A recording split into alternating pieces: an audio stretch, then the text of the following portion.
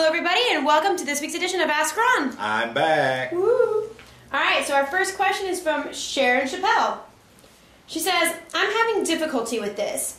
If I can't use the real property possession and lease agreement, table contents, to sign up the seller and then assign to buyer because the agreement with my seller is different monetarily to that of buyer.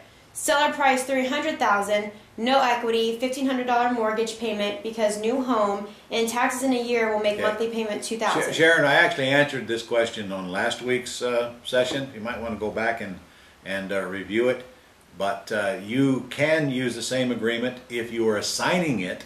But it is true, your seller will know what deposit you got or what assignment fee you got from your buyer. If you don't want the seller to know, then you must stay in the middle. It's just that simple. So what's the big deal if the seller knows?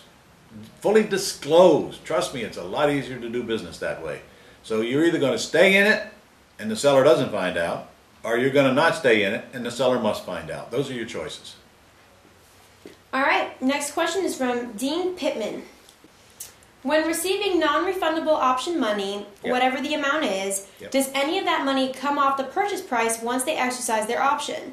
Can they show that it was a part of their skin in the game when they get their own financing, like a down payment or 20 to 30% of the purchase price? I actually answered that question last week as well, Dean. If it's an assignment fee, they cannot get credit for it. If it's shown as a down payment or an earnest money deposit, they will get credit for it when they go apply for a new loan. So if you think the the buyer is actually going to go get a new loan in the next month or 2 or 3 or 4 or 5 or 6, then you should make sure that they have a lease option agreement that shows it as a down payment. That means you have to create a new one from your entity to them and then assign that agreement back to your seller and have the seller void the original agreement that you signed with them. Okay? All right. James Butler from Akron, Ohio. Hey, James. I recall you talking about conventional lenders adding back to our seller's DTI ratio, Debt to income.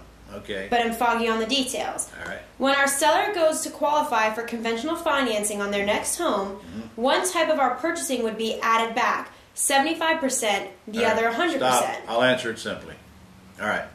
If you lease option a property to a buyer, the banks should give that buyer credit for 75% of that incoming payment to apply toward their debt ratio.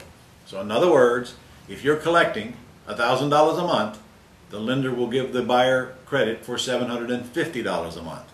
Now nowadays they may not even do that until that tenant buyer's been in that house for several months. So be very careful not to make any promises that you can't keep. You can't keep any of these promises. You might just tell them, this is my understanding, you should verify this with your lender. If you sell with owner financing, on a land contract or a wraparound or a trust deed or whatever, then the lender should give your buyer credit for 100% of the payment to wash out 100% of the outgoing payment. So, your seller credit. So if I'm collecting $1,000 and I'm paying $1,000, then it's a wash. Again, the lender may not even give your seller credit for that until that note has seasoned a little while. So they need to do their own homework, but that's the gist of it. And as far as I know, nothing has changed along that line. We've got Morris as Karate. From? He doesn't say. All right. Go ahead. Owner paid $527,000 for the house. Right. He is behind 12 payments and his PITI is $3,260 for a total of $39,120. Okay. And he will deed the house to me if I want. The house is only worth $300,000. Oh, nice. Is there anything that you would do with this house? It's a pretty house. The answer is no. In fact, that's not even a good short sale candidate because the loan balance on it is so much above even the value. And if it's a nice house, and as you say it is, they're simply not going to short it enough to where you could even make money on it. So I know that it's tough, and I know you'd like to figure out a way to fix this thing, but I can tell you it is a waste of your time. It's a waste of your time. And you don't want title to it because you're not going to put up any money to make those payments current. Why would you when it's financed for double of what it's worth? You don't want to lease option it because the payments are so far behind. There's no way to make them up. There's just no exit for this thing except a short sale. And I'm just telling you the chances of one that you'll want to do on that one are very unlikely. So pass. All right. Next we have Michael Hughes. And he doesn't say where he's from. Michael Hughes, all right.